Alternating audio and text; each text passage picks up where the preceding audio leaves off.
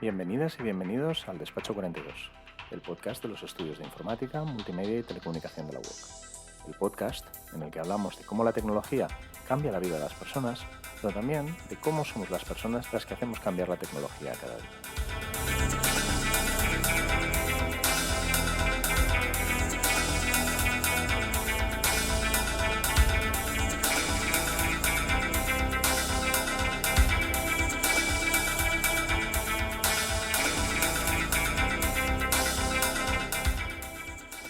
Hola, episodio nuevo de Despacho 42. Diría que nos ha dado un poco fuerte con el periodismo y sus usos en el mundo digital en el que nos movemos.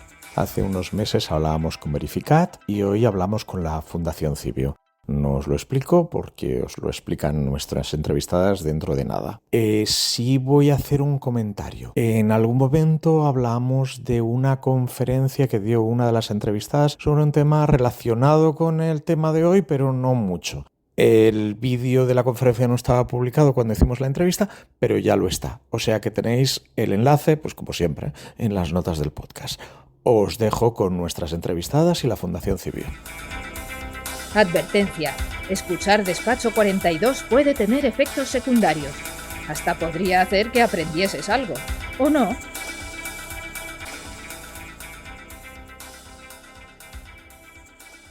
Susana, que Dani nos ha vuelto a dejar tirados. Ay, bueno, pero mira, como es lunes y es carnaval y los niños no van al cole, supongo que tendrá tareas importantes de papi. Y entonces yo diría que se lo perdonamos, conciliación. Bueno, sí, o sea, si es uno de esos padres que no hay demasiados, pero que cada vez hay más, que realmente hacen su parte del trabajo, si es por eso, bueno, venga, va, sí que se lo perdonamos. Pues a ello, Susana, no sé si te dije, tenemos hoy a Carmen y a María, a Carmen Torrecillas y a María Álvarez. Hola, ¿qué tal? Hola. Muy bienvenidas, sí que lo sabía, me lo habías dicho, pero bueno, creo que tu memoria ya... Mi memoria falla me la un dejé en algún poquito, sitio y no la encuentro. Esto ya no lo vamos a arreglar. Pero bueno, estamos en el mismo barco, así que no te preocupes, vamos. Menos mal que hay Google Documents y nos anotamos todos. Prótesis cognitivas. Bueno, pues a ti no te lo recuerdo, pero a la audiencia se lo cuento. Yo a Carmen la conocí ¿fue en noviembre, Carmen? Sí, creo que sí, noviembre.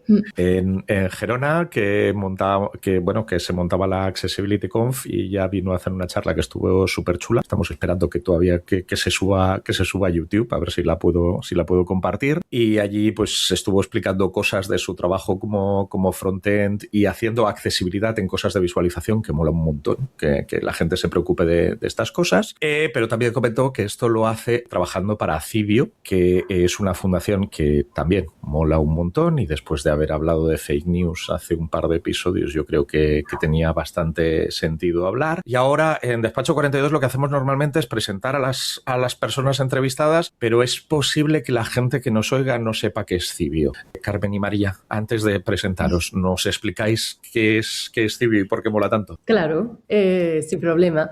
Cibio es una cosa un poco extraña, porque no es una redacción al uso, es una redacción sin ánimo de lucro, es una organización sin ánimo de lucro. Ajá. Y lo que hacemos un poco es utilizar periodismo. Ahora Carmen cuenta un poco más de cuáles son nuestras herramientas, pero lo que hacemos es auditar lo público, básicamente. Hacer un poco de vigilantes de que todo lo público funcione bien. Y para conseguir eso lo que hacemos es utilizar ciertas herramientas. Carmen, yo creo que cuenta un poco más sobre esa parte. Sí, vamos, o sea, este ánimo de vigilar el poder, que en inglés hay un anglicismo de watchdog journalism, que es como perro guardián, ¿no? Que vigila lo público, y en nuestro caso también, sin olvidar que es un poco para mejorarlo, para hacerlo más transparente, al final para protegerlo de alguna manera. Y para ello trabajamos mediante periodismo, acción, ciencia y tecnología.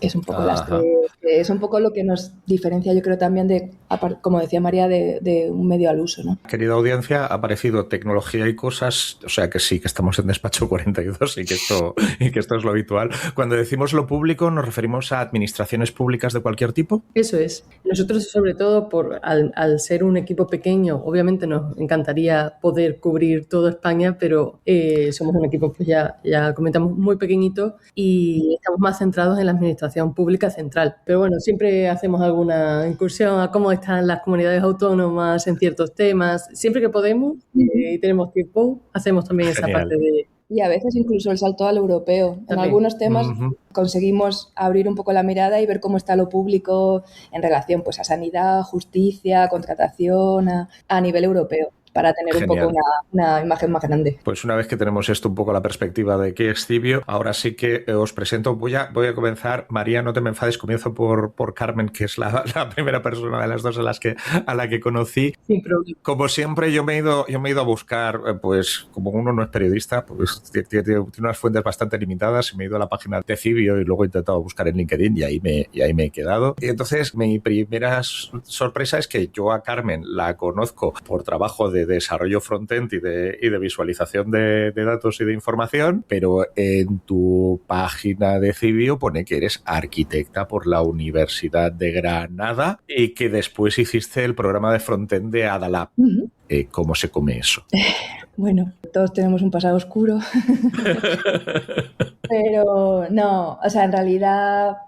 Vamos, que tiene su sentido. O sea, estudié arquitectura y desde el inicio pues me encantaban los mapas, me encantaba pues la capacidad de superponer información y ahí hay un caminito que cuando vas queriendo superponer información que no es solo geográfica, sino otro tipo de capas de información, vas abstrayendo y acabas muy, muy, muy rápido en visualización de datos. O sea, el salto es muy rápido. Entonces yo desde el principio sí que tenía claro que eso es lo que me encantaba.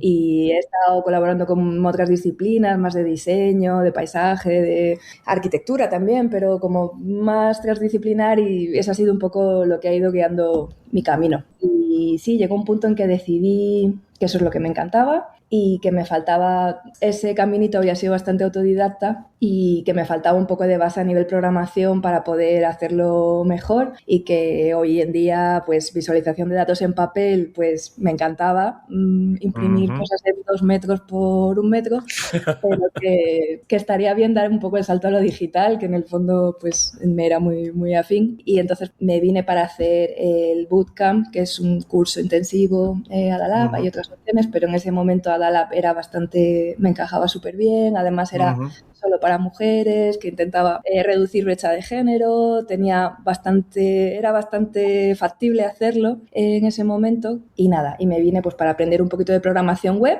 y poder hacer visualizaciones online en la web. Genial. Aquí me obliga mi contrato a meter la cuña publicitaria de que una de las opciones a Adalab es el máster de desarrollo de aplicaciones web que tenemos en la UOC y que curiosamente tiene un director que se llama César Córcoles. Pero me han dicho que Adalab mola bastante y el tema de la componente de género, que nosotros intentamos trabajar no con todo el éxito que desearíamos, es un plus de Adalab que mola bastante. Qué pena que no esté el Dani, César, que con Ada, que es su hija, y todo el compromiso que tiene con temas contra la segregación horizontal, ¿no? En las carreras científicas, sobre todo en temas de programación, escuelas de programación, se va a perder un episodio que hubiera resonado mucho con sus intereses. Bueno, tendremos un oyente más.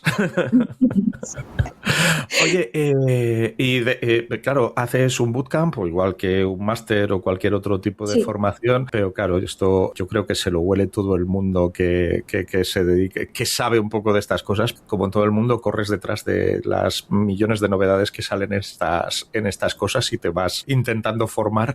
¿Cómo te lo haces? Pues sí, la verdad es que es un sector súper dinámico, en mi caso para bien, porque me encanta ese dinamismo y ese estar aprendiendo cosas todo el rato, menos mal, porque si no, creo que no debería estar aquí, hubiese elegido otra vía. Entonces sí, yo intento momento, rascar huecos, rascar tiempo para estar un poco conectada con todas las cosas que van saliendo a nivel de tecnología y luego aprovechar cada proyecto, que ahí sí que tengo mucha suerte porque Cibio me permite, como ya hablaremos más, ¿no? Pero tenemos este lujo de poder trabajar con tiempo cada una de las investigaciones. Eso se traduce tanto a nivel periodístico como a nivel técnico. Entonces yo tengo el lujo de poder con cada proyecto, pues en vez de ir a lo fácil y reciclar cosas que ya tal, pues junto con mi compañero Adrián estamos siempre como trasteando para probar, mejorar, probar nuevas tecnologías. O sea, siempre estamos un poco como con la excusa de cada proyecto yendo un poquito más allá a nivel técnico y es como más un reto y un estar siempre pues eso, aprendiendo y es un lujo poder hacerlo. Y última pregunta, y le damos un poco de bola a María, que la tenemos aquí un poco aburrida. ¿Cómo acabaste en Cibio? O sea, porque tampoco parece la opción más obvia si te dedicas a estas cosas. No, claro, era un nuevo sector, el mundo de la programación, dentro de otro nuevo sector, que era el mundo del periodismo. Para mí, cuando estaba haciendo el bootcamp, bueno, conocí a Cibio, eso sí que es cierto que le seguía por Twitter de aquellos bellos años, por tema del indultómetro. O sea, como me gustaba muchísimo el mundo de la visualización, pues seguía mucha gente que hacía cualquier tipo de visualización de datos y entre ellos, pues medios de comunicación.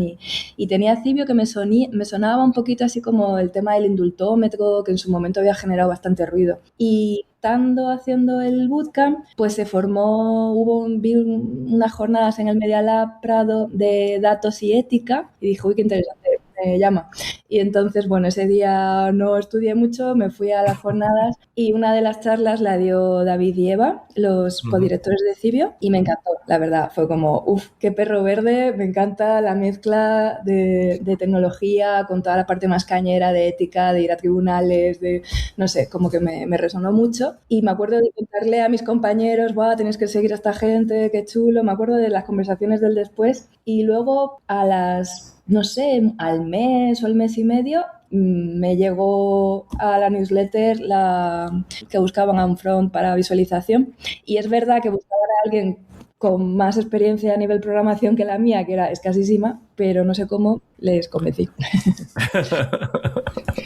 Vale, pues eso, pasemos ahora y nosotros encantados porque como mínimo los trabajos que yo he visto molan un montón, o sea que no debieron equivocarse mucho. Sí. Y por otro lado, aquí tenemos también a María Álvarez, de nuevo mi trabajo de todas las comillas del mundo de investigación, periodista, que me cuadraba más a mí con el tema de trabajar en Cibio. Dice que especializada en acceso a la salud, políticas públicas, incendios forestales y género, que es una combinación un tanto curiosa. Luego también hemos visto que tenías un máster de periodismo, ahora no recuerdo, ¿era Carlos III? No, la Carlos III hice la carrera, el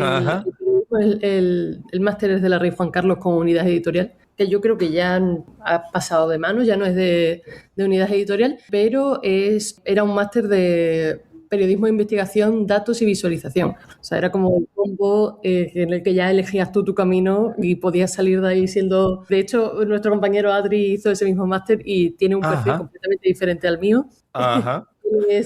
Hace visualización de datos y hace análisis de datos. Yo terminé siendo periodista con algo de conocimiento en datos. Con mucho, perdona.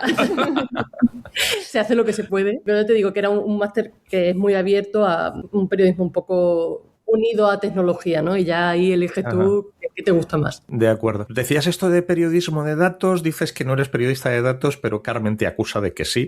Yo me voy a creer a Carmen más. ¿Qué significa ser periodista de datos? Yo creo que periodista de datos es ser un periodista que no le tiene miedo al Excel, lo cual es ya un punto a favor. Al fin y al cabo, periodismo es letra pura, ¿no? Y hace un tiempo salió esta parte de, oye, que hay periodistas que también pueden estar centrados en análisis de grandes bases de datos, sacar de ciertas bases de datos información periodística, etcétera, etcétera. Entonces, mi especialización básicamente es eso, es trabajar bases de datos y sacar la chicha periodística de esas bases de datos. Ese es el punto extra que yo tengo que me diferencia un poco de un periodista al uso. Justo en Cibio trabajo mucho con la parte técnica de Cibio, entonces yo no tengo que hacer ese análisis de datos enorme porque para eso tengo a mis compañeros técnicos que saben mucho más, que saben R, que saben visualizar datos.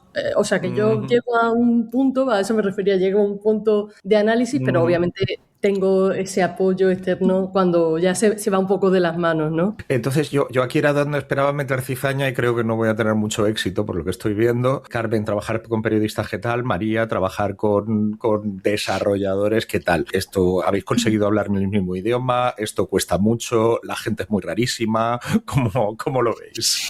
Que va, yo creo que trabajamos súper bien y esto no es solo porque estemos aquí. Claro, esto explico, están una al lado de la otra, las tenemos en una única webcam.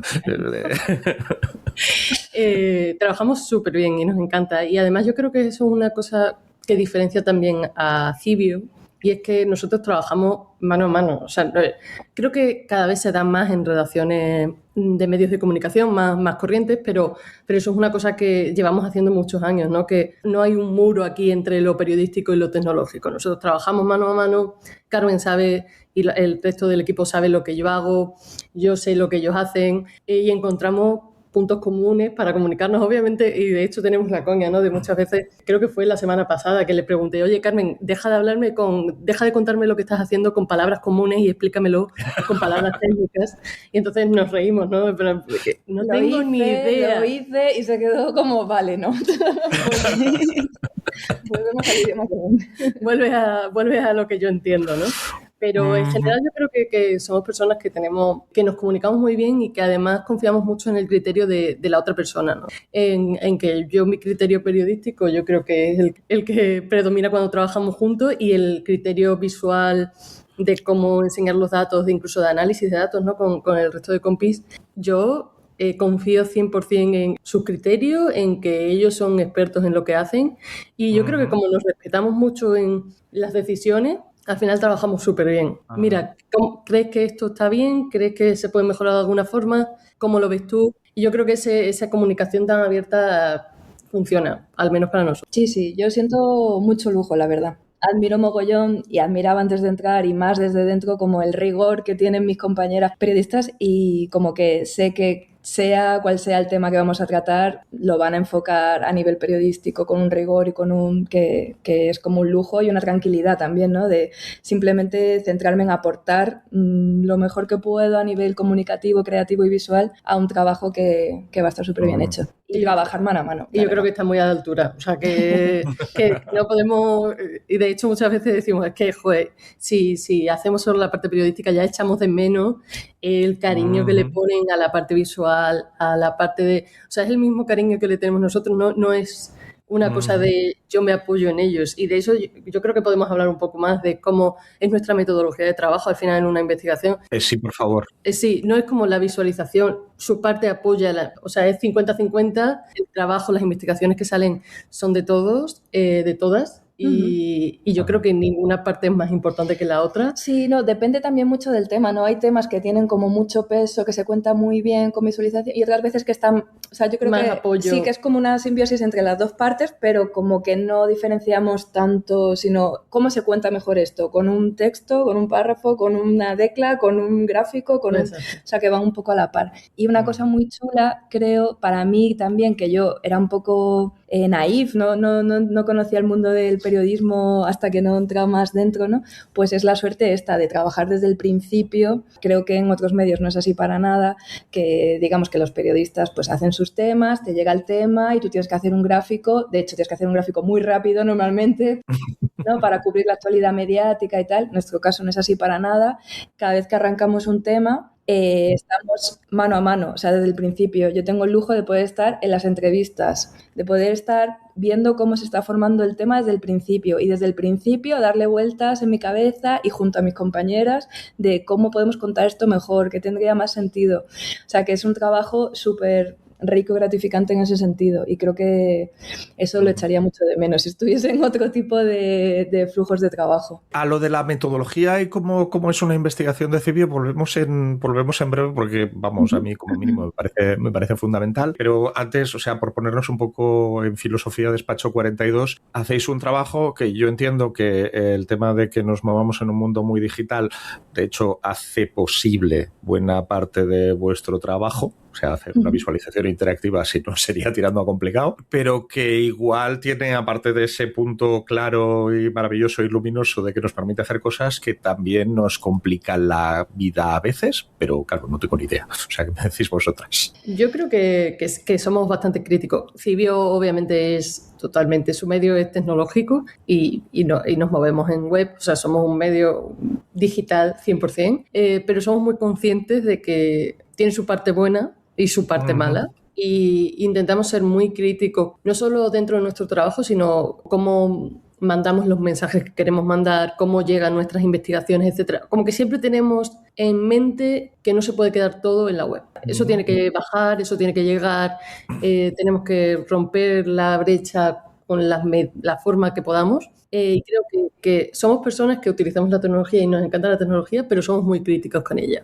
No nos montamos en lo primero que sale, lo analizamos todo, qué nos viene mejor, qué nos viene peor, éticamente qué nos funciona y qué no. Y después yo creo que a lo mejor Carmen puede contar un poco. Además, nuestro trabajo, gran parte de nuestro trabajo es auditar que, por ejemplo, la tecnología que utiliza la administración pública sea una tecnología buena, en todos los sentidos, ¿no? O sea que yo creo que un poco siempre somos conscientes de que es una parte súper importante de nuestro trabajo, pero a la vez conocemos o al menos lo intentamos, las limitaciones que tiene, ¿no? Sí. O sea, bueno, a mí me pasa, por poner un ejemplo mío, interrumpiros un ratito. Claro, cuando ves a personas que no tienen mucho conocimiento de tecnología y se van a la oficina del banco y desde la mesita del banco les envían al cajero a una persona que por 2.000 millones de motivos es tremendamente justificados, no sabe utilizar esa tecnología y se queda bloqueada delante de esa pantalla y no sabe hacer las cosas. Y eso no tengo la certeza de que las administraciones públicas, lamentablemente, y a veces sin mala intención, pero que también pasa. Sí. Nosotros eso, de cara a nuestra relación con lo público y con la administración y tal, o sea, somos súper críticos porque también es nuestro papel, o sea, como decía, el de estar vigilando y el de que mejoren las cosas, ¿no? Entonces, estamos súper pendientes siempre de temas de brecha digital. Cuando sale cualquier ayuda, temas de ingreso mínimo vital, temas de prestaciones de cualquier tipo, siempre súper vigilantes, pendientes de que se cumplen vías alternativas a la tramitación online, por ejemplo. O sea, no dar por hecho que todo el mundo tiene acceso, que todo el mundo tiene los conocimientos, y más aún cuando este tipo de ayudas en general van a sectores muy específicos de la población más vulnerables, con menos recursos. O sea, es que no puede entrar en contradicciones y las ayudas tienen que llegar a quien las necesita, ¿no? Entonces, en ese sentido, ahí somos súper críticos de que haya personas humanas cárnicas ahí, físicas, disponibles para ayudar a estos usuarios. Y luego también, pues, por ejemplo, a nivel más periodístico también. Esto que he contado ahora va un poquito más a nivel de servicio público, ¿no? De intentar que funcione lo público bien, que en ese sentido nosotros usamos la tecnología también para intentar conseguirlo, creando asistentes y herramientas que faciliten determinadas burocracias y trámites complejos, pero intentamos hacerlas llegar a asociaciones, personas que estén a pie de calle con estas personas, ¿no? Pero luego, si nos damos un saltito más a nivel más periodístico, también estamos súper pendientes y somos muy críticas con qué tecnología utiliza la administración en sectores que nos afectan como personas, ¿no? Como a la ciudadanía. Pues qué tipo de algoritmos o sistemas de inteligencia artificial se usan en sanidad, por ejemplo, que María ahí ha hecho unos temas súper chulos, o en justicia, o en prisiones, o sea, estamos también muy vigilantes y muy críticos con que haya más transparencia y menos opacidad en la tecnología que utiliza la administración y que nos afecta a todos y de la que deberíamos estar informadas, ¿no? Y luego esto lo llevamos incluso al extremo en nuestra parte más de incidencia, de activismo, con, por ejemplo, con qué sistemas utiliza la administración automáticos que están involucrados en el dar ayudas, ¿no?, a la ciudadanía, en la toma de decisiones que implican que tengas o no derecho a una prestación. Y en ese sentido, pues ahí pensamos que esos sistemas automatizados, que muchas veces no son muy complejos, son sencillísimos, pero como... Son 3 sís y 4 entonces. Sí, pero exactamente, pues eso, con más razón, han de ser auditables, han de ser públicos. Creemos mucho en el código abierto, en este tipo de sistemas muy acotados dentro de lo público, porque, bueno, tenemos experiencia en el tema, con el caso Bosco, que a lo mejor a algún oyente le suena, del sistema del bono social eléctrico, que tenía errores, ese sistema de sinos, tenía errores de partida, lo denunciamos, lo corrigieron, pero hemos estado años y años en una batalla legal para que se consiga abrir el código fuente de este sistema. Hemos ganado en el Supremo y estamos un poco ahora a la espera, pero en ese sentido... Simplemente decir que es un tema, el tema de la tecnología es un melón grande en Cibio, tanto a nivel interno, como lo usamos para distintas cosas, como a nivel más externo de estar muy vigilantes y críticos con ello. O sea, estamos hablando de que las administraciones tienen que tomar decisiones, que probablemente tienen que tomar decisiones en volúmenes muy, muy grandes, que como mínimo una cierta ayuda de la automatización se necesita. Pero que luego acaba pasando, pues eso, o sea, bueno, aprovechando que Carmen me decía que María había trabajado en el tema, pues eso, toma de decisiones médicas, en ayudas sociales, jurídicas, etcétera, qué es lo que vemos, cómo lo seguimos, tenemos Bosco, tenemos alguna otra cosa que nuestros oyentes puedan ir a buscar en la web de Cibio y documentarse y acabar convenciéndose de que está bien hacerse socio de Cibio. Pues mira, por ejemplo, una cosa que somos muy pesados con ello es que tenemos que saber qué se utiliza para empezar, ¿no? El primer paso, ¿qué se utiliza? ¿Qué utiliza la administración pública y qué parte de nuestros procesos dentro de la administración pública están automatizados? Punto número 1. Y el punto número 2, justo es un tema que estuvimos investigando con mi compañera Ángela durante un tiempo. Te pongo un ejemplo, ¿no? Que es cómo ha llegado la inteligencia artificial a la sanidad pública. ¿Sabéis? Seguro que los oyentes han visto pasar alguna nota de prensa, ¿no?, del hospital compra una inteligencia artificial, etcétera, etcétera. No hay más información que una nota de prensa. Nosotros como ciudadanos lo que queremos saber es qué parte de nuestra sanidad está en manos de un sistema automatizado, no más. Que nos digan el nombre, qué empresa lo hace, en qué nos afecta, cuáles son nuestros derechos. Todas estas preguntas nosotros nos las hicimos en Cibio y dijimos, mira, vamos a empezar por el punto número 1, que es ¿qué ha comprado la administración pública para la sanidad pública? Hicimos hicimos 2 rondas por todas las comunidades autónomas preguntando cuáles eran los algoritmos que se utilizaba, que ellos habían comprado, que estaban desarrollando en la sanidad pública, y conseguimos tener algo así como la primera base de datos de algoritmos que se utilizan en toda España a nivel de sanidad. Bueno, yo creo que eso es un primer paso. De ahí salieron otros temas, ¿no? Después ya llegan las segundas preguntas, que es cómo de necesario es esta inteligencia artificial, cuáles son nuestros derechos, cuál es la fiabilidad de ese sistema de inteligencia artificial, incluso quién tiene la responsabilidad si esto no funciona. Si esto me da un diagnóstico malo, ¿de quién es la responsabilidad? Sí, porque no es el algoritmo el que acaba demandado y el que se saca y mete la mano en el bolsillo para pagar la compensación. Entonces, como que, bueno, es un poco ser críticos con qué compramos, qué algoritmo compramos, qué no. Todo, obviamente, en los últimos años es como la tecnología, la inteligencia artificial va a salvar un montón. Nosotros de verdad que somos críticos porque, como decía Carmen, es nuestro papel, ¿no? No negamos que tenga beneficios. Lo que demandamos es que se haga de forma crítica, que se sepan las limitaciones, que se sea transparente, ¿no? Si alguna información mía va a ser analizada por la inteligencia artificial, que yo lo sepa, que yo pueda decir que no, que yo sepa cuáles son mis derechos como usuario, ¿no? Y todas estas preguntas que tenemos, ¿no?, como usuario de la sanidad pública, intentamos un poco responderlas en una serie de investigaciones periodísticas, y ya te digo que llegamos, por ejemplo, a esa primera base de datos de sistemas de inteligencia artificial que se utilizan actualmente o que están en desarrollo en la sanidad pública. Y ahora que tenemos un poco, pues eso, la chicha de cosas que conviene investigar, recupero lo que decías antes, es cómo funciona para alguien.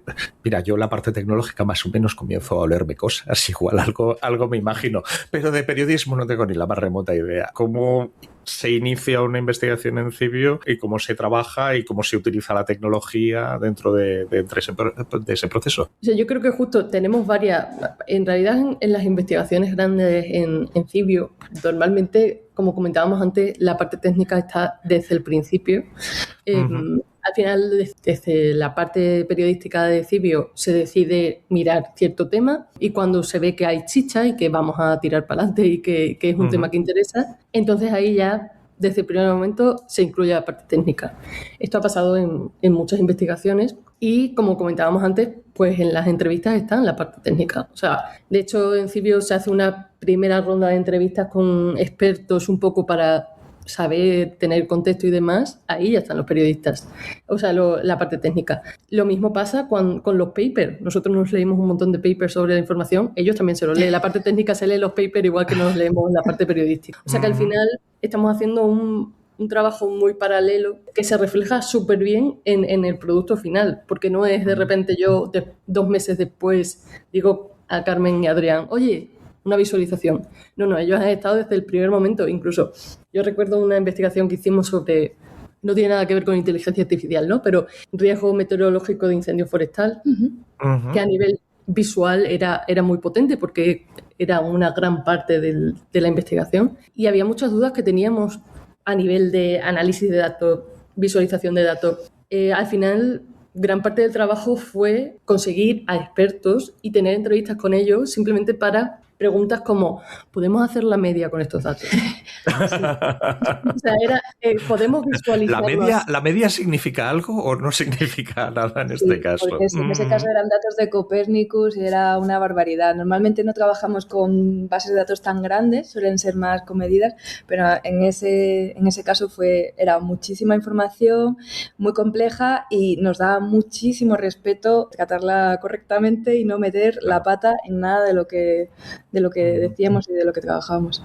Incluso esa parte de visualizar los datos de forma correcta. Al final era un mapa, ¿no? Sí. Quiero recordar que tenía era 25 por 25 kilómetros. O sea, como que había mucha parte técnica de cómo visualizar esa información. Claro. Que nadie tenía respuesta. Muchas preguntas. Todo el rato eran muchas preguntas de si podíamos o no podíamos hacer un montón de cosas. Desde lo más básico a lo más elaborado. Sí, yo añadiría simplemente que es verdad que hay una parte de la que normalmente el equipo técnico nos salvamos, la pre, que es muchas veces nuestras investigaciones parten de datos, o sea, siempre parten de datos públicos, pero a veces no están disponibles pues porque tenemos un problema de opacidad y transparencia en las instituciones, ¿no? Entonces, pues hay toda una fase de peticiones de información pública con la que se pelean mis compañeras durante literalmente meses, pero tirando a veces hasta casi el año, de rondas, de preguntas, respuestas, rechazado, ahora esto,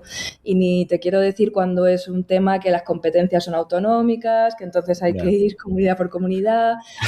Y luego, claro, ya nosotros pues intentamos estructurar la información, ponerla en común y ver si es comparable, compatible, pero hay mucho trabajo periodístico que a veces sí que es previo a que nos pongamos todos a jugar, otras veces no, las pocas, ¿no? Cuando hay información pública de calidad, datos fiables y tal, pero la mayoría de las veces hay un trabajo previo enorme. Con esto del trabajo previo, una de las cosas que a mí me ha interesado mucho, todavía no me pongo de cara a la pared con 2 libros en cada mano por ello, hacéis un cursillo de cómo las personas individuales, yo que no tengo ni idea, pero me interesa un tema, podemos hacer esas peticiones y cuáles son las trampas y los patrones oscuros de experiencia de usuario, por decirlo en mis términos, de pues no te la vamos a dar y cómo tú tienes que ir insistiendo para rascar y sí, es que me lo tenéis que dar, es que es vuestro trabajo, me sabe muy mal que ahora alguien lo tenga que poner en una cosa accesible, pero ¿lo habéis hecho? ¿Habéis tenido alguna experiencia con ellos? ¿Sí? Yo sí, porque justo fue una iniciativa súper chula de nuestro compañero Javi de la parte de comunicación. O sea, en Cibio estamos periodistas, técnicos y luego pequeño equipo de comunicación con Javi Olaya y luego una persona en administración y ya está, ese es el equipo completo. Y en este caso Javi pues tuvo esa idea vino de unas experiencias piloto que hicieron mis compañeras, ¿no? Con asociaciones de vecinos. Sí. ¿No? Tú estuviste... Al final, gran parte de nuestro expertise como periodistas también es utilizar la ley de transparencia, ¿no? Para conseguir esa información pública. Entonces son años y años de experiencia y obviamente sabemos truquis. Entonces el compañero Javi dijo, vamos a abrir estos truquis por el bien de todos. Y eso hizo en una serie de emails. Sí, son 6 emails y yo ahí me presté de conejillo de indias porque como ya os decía que normalmente no estoy en esos procesos, pero todo me da curiosidad y culo inquieto, pues me presté para eso, para hacerlo antes y ver si lo seguía, no lo seguía, tal. Y la verdad es que me encantó, es súper ameno, os lo recomiendo a todas las oyentes y todos los oyentes porque la verdad es que es súper ameno. Son 6 emails que te llegan cada semana, cada fin de, y es súper tranquilo, relajado, con cosas muy concretas, ejemplos concretos nuestros, y la verdad es que es súper ameno, me encantó cómo me quedó. Y bueno, pues ya tienes un poco idea de algunas de las... De qué le puedes pedir a la administración pública y qué te va a dar, qué no te va a dar y cómo puedes reclamarlo, etcétera. Dos últimas cosas, veo que Susana tiene ganas de preguntar. Porque se han maleducado. No, perdón yo. Vaya momento, va, venga. Hay una cosa que es las administraciones públicas cuando nos dan información nos pueden dar 200 hojas de papel y ya rascarás tú los datos o tenemos derecho a que esto sea un poco más accesible. Tú puedes pedirlo, o sea, puedes pedir que sean accesibles y ellos ya verán lo que hacen. Eso ha sido una lucha de Cibio durante años, nos hemos peleado mucho. Yo creo que en los últimos años, esto es experiencia personal, quizás no sea así y haya gente que opina diferente, pero creo que en los últimos años vemos menos PDFs escaneados. Es que de verdad había veces que eran Excels que habían pasado los habían imprimido y los habían escaneado. Qué fuerte. O sea, que ganas de por quedarte el Excel directamente, pues no, porque sería demasiado fácil y no tendríais trabajo. No tendría gracia, claro. Pero bueno, siempre en el curso justo decimos, tú pide y mejor que te lo manden en un Excel que te manden o en un PDF, ¿no? Que se pueda leer por lo menos, porque si les dejas a su libre albedrío quizás te lleguen cosas un poco difíciles de tratar. Vale. Y metía yo por ahí la palabra accesibilidad y volvemos aquí a la charla que dio Carmen y que lo molaba todo. Usáis tecnología, utilizamos tecnología, el texto es una tecnología muy antigua y muy accesible. Cuando uno hace una visualización y la hace interactiva, pues a veces no piensa, yo el primero en no pensar en ello, y hace una cosa que dices, pero es que yo tengo dificultades motoras para utilizar el ratón bien, o no veo la pantalla, y entonces resulta ser que estamos poniendo información que no es poner información para un determinado público. Y eso entiendo que el problema es extremadamente difícil, entiendo que habéis hecho algo de trabajo, ¿cómo va eso? Sí, la verdad es que es casi paradójico, ¿no? El cómo hacer accesibles las visualizaciones de datos, que su medio principal es la visión para personas invidentes, por ejemplo. La verdad es que es un campo de trabajo súper chulo. Llevamos un tiempo trabajando en ello bastante porque tenemos algunos socios invidentes, de hecho, y uno de ellos en concreto, Ramón, saludo para Ramón si nos estás escuchando, pues desde tiempos inmemoriales siempre estaba muy pendiente de, oye chicos, esto no consigo verlo bien, no consigo acceder, esto tal, y nos iba dando toquecitos de cosas que no estaban funcionando bien. Y bueno, y ya el año pasado se lió la manta a la cabeza y se pasó por la oficina, él es técnico, y hicimos con él 3 talleres de manos a la obra, de cómo hacer las visualizaciones más accesibles a nivel de código. Y la verdad es que para mí fue, un campo súper chulo, porque una de nuestras principales motivaciones en Cibio es que la información sea accesible a todo el mundo. Entonces, obviamente, sí o sí, pues tenemos que intentar que a nivel interno de nuestros propios materiales así lo sean y extender eso a todas las personas.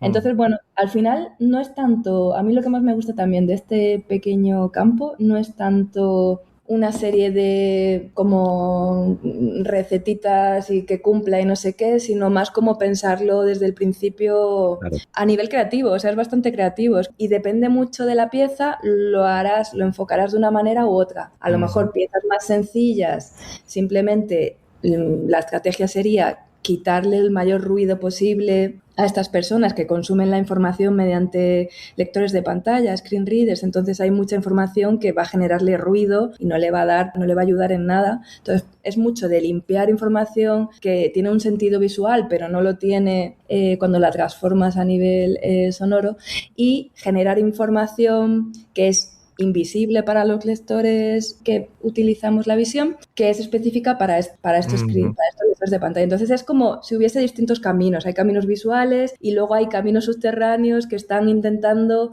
sintetizar de una forma humana y de una forma bastante pensada qué es lo que esconde o qué se puede extraer, qué información es la más relevante de esta visualización de manera textual, y luego también incluir de forma invisible, digamos otra vez, pues el acceso directo a esa información mediante unas tablas o un listado, pero en el formato que más ágil es y más sentido tiene para un lector de pantalla, de forma que ellos puedan ágilmente hacer ese barrido visual que tú harías por el gráfico, pero con sus tecnologías asistivas. De manera que puedas navegar bien por esa tabla de... Sí, como esos son los casos más sencillos, y luego casos más complejos, pues ya ahí te tienes que inventar, ahí son más chulos todavía a nivel creativo, te tienes que inventar un poco, ser consciente de cómo están percibiendo ellos la pieza, cómo es la experiencia de usuario, y meter elementos dinámicos que cambien, les salten mensajes mientras están jugando a un determinado... Bueno, digo jugando porque a veces las piezas que hacemos tienen una parte más gamificada casi de juego. Que mola un montón cuando lo tienen.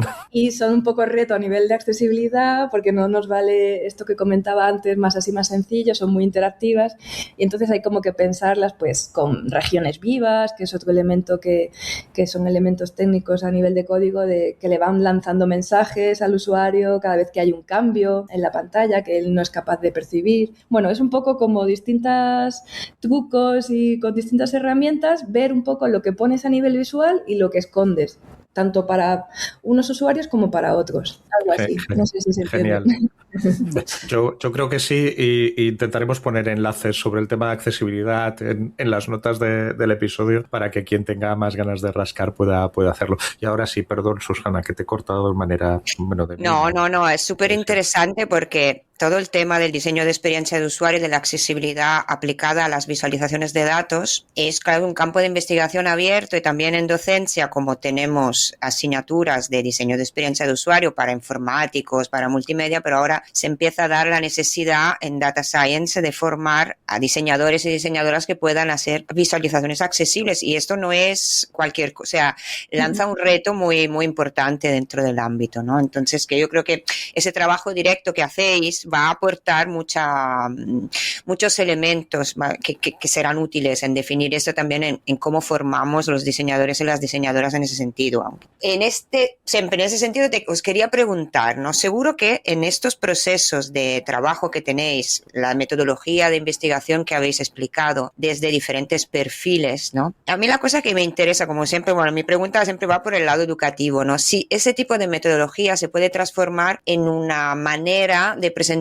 contenidos y de estructurar, sean en la universidad como en otros niveles de educación, ¿no? Actividades educativas. Si vosotras podéis identificar unos aprendizajes clave, ¿no? Que sean metodológicos, de contenidos, de visión, también de toma de conciencia respecto a cómo trabajáis, y si veis útil y posible, ¿no? Que ese tipo de metodología se pudiera trasladar a un aula. Aquí también sería transversal, porque no me limitaría a periodistas en formación, pero sino a informáticos, a diseñadores, o bueno, todo lo que pueda entrar ahí, ¿no? Me interesaría ver si habéis podido identificar algún aprendizaje que se podría trasladar en un entorno educativo. O sea, yo creo que la base, seguro, o sea, la base de trabajo interdisciplinar desde el principio, trabajando codo con codo, segurísimo. Y de hecho, mi experiencia no solo laboral, sino también académica, cuando he tenido experiencias de este tipo, las he disfrutado muchísimo. Y no solo las he disfrutado, sino que han sido súper enriquecedoras. Tanto, por ejemplo, en Adalab, que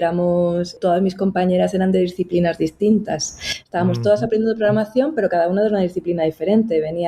Tenía compañeras de Bellas Artes, tenía compañeras matemáticas, diseñadoras, juristas, lingüistas, hasta una criminóloga. O sea, estábamos ahí un popurrí, y eso fue los trabajos que hicimos. La metodología en este caso en el curso fue muy práctica. O sea, nosotros estudiábamos la teoría en casa y nos juntábamos en las aulas para la práctica, y eso me encantó. Para mí supuso un cambio enorme respecto a la universidad, que iba a clase a que me contasen la teoría y bueno, te motivas, pero no sé, para mí fue un cambio enorme. O sea, me encantó el hecho de asumir yo la responsabilidad de mi propio conocimiento, de mis propias horas de estudio, y luego dejar espacio para trabajar con las compañeras, para que cada uno pusiese todo lo que traía en la mochila y entre todas poder realizar los proyectos. Entonces, en ese sentido, para mí interdisciplinaridad es fundamental, tanto a nivel laboral y a nivel metodológico docente. Me parece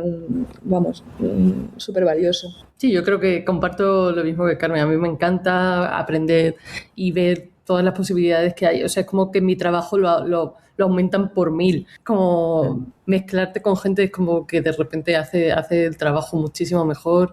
Cada uno trae a la mesa una cosa completamente diferente, en la que no habías pensado en absoluto.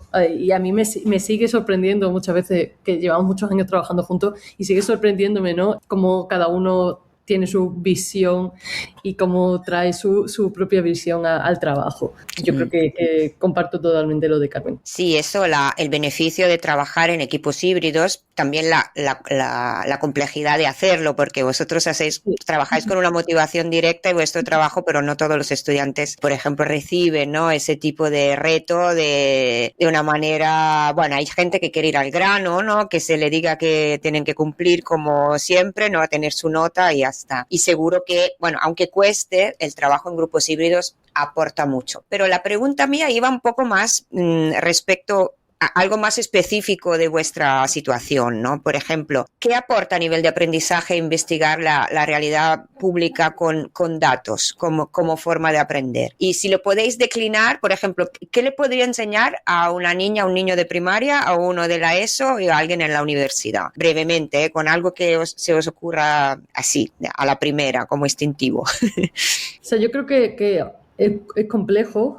O sea, como que creo que no es lo más fácil. Debería serlo, o sea, debería tener acceso a información pública, datos públicos, y a partir de ese análisis poder ver una realidad, ¿no?, que al fin y al cabo no está como muy presente en nuestro día a día, porque hablamos mucho de lo público, pero al final no somos muy conscientes del valor real que tiene, de cómo hay que cuidarlo, de cómo hay que auditarlo, de cómo hay que es de todos. Exacto. O sea, como cosas muy básicas a nivel cívico, ¿no? De que al final lo público es de todos, lo pagamos entre todos, son nuestros recursos. O sea, como que yo creo que eso, el que funcione bien o mal, repercute en todos. O sea, como que esa parte más como muy básica, pero es como muy evidente, y creo que sí que por ahí aporta. Sí, pero nosotros luchamos por que sea mucho más abierto de lo que es, y creo que si todos trabajamos en que sea un poquito más abierto y en poder acceder un poco mejor a cómo se trabaja lo público, cómo nos afecta, qué podemos hacer nosotros para mejorarlo, qué podemos hacer para, no sé, para añadir valor. El simple hecho de ser conscientes también de que le puedes preguntar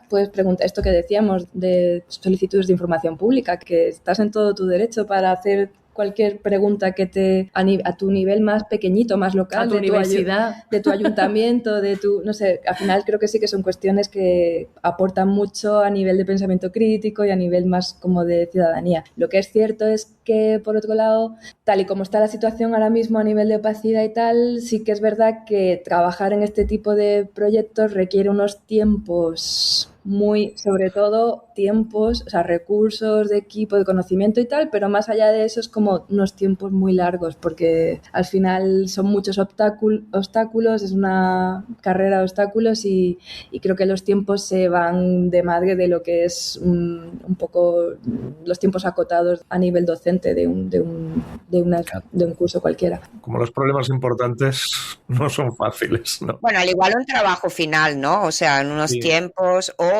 repetir un trabajo que vosotras como profesionales habéis hecho antes, ¿no? Pero sí que es verdad que este elemento de toma de conciencia, de empoderamiento, de decir lo público es lo mío y yo puedo saber porque tengo derecho, ¿no?, a tener estos datos, y luego esa otra epifanía, digamos, ¿no?, de que la tecnología, en concreto la visualización de datos, me puede dar unas pistas sobre la interpretación de estos datos, y en esto también es una construcción común y transparente, ¿no?, de cómo se trabaja ese tema. Entonces, no hay una verdad, sino que hay una construcción y una interpretación, ¿no?, colectiva, ¿no?, que bebe de muchos ámbitos, y donde la tecnología tiene ese papel de hacer leíble, ¿no?, un conjunto complejo de datos. Muy, muy inspirador. Me lo compro. Y creo que con esto vamos a ir cerrando. Aquí hacemos lo que hacemos siempre en Despacho 42, que es nos hemos saltado algo. Ha habido una pregunta que debería haber salido en el examen y que no estaba en el examen. ¿Ah, sí? ¡Ay! Hombre, siempre. Vale, ¿no? Esto ahora les llegan las pruebas de síntesis, llegan a todos nuestros oyentes que tienen que contestar. Tenéis 45 minutos y no se pueden utilizar materiales. En cualquier caso, eso. ¿Nos hemos dejado alguna cosa que sea importante preguntaros? Yo creo que no. Yo creo que hemos estado hablando sin parar, o sea que creo que hemos cubierto todo, pero bueno, de todas formas, si a los oyentes, si tienen cualquier duda, cualquier cosa, estamos abiertos a que nos escriban, a que nos pregunten, a que podamos compartir cualquier cosa que sea útil. Sí, por redes o por el mail de la redacción o lo que sea, nos encanta escuchar. Sí. Genial. Y bueno, y sobre todo, pues eso, ya que vamos a preguntar, porque todos y todas vamos a tener preguntas, pues eso, considerar la opción de hacerse socio de Cibio. Yo confieso que hasta después de la charla de Carmen no lo había hecho, pero ahora ya sí. Voy a recordar que hasta una cierta cantidad de este tipo de donaciones están desgrabadísimas, con lo cual sale muy, muy, muy, muy barato. Solo por la sensación de hey, qué guay que he hecho algo positivo hoy, ya vale la pena. Os emplazamos, lo hacemos con todo el mundo. Igual de aquí, no va a ser el año que viene porque ya os hemos dado suficiente trabajo, pero que igual volvemos y os preguntamos por alguna cosa en el futuro y os volvemos a invitar. Hacen que sí con la cabeza porque son muy amables. Ya veremos cuándo os volvamos a decir, y diría que eso es todo, y sobre todo que muchísimas gracias por atendernos y muchísimas gracias sobre todo por vuestro trabajo. Gracias a vosotros. Muchas gracias por este ratito. Ha estado muy guay. Genial.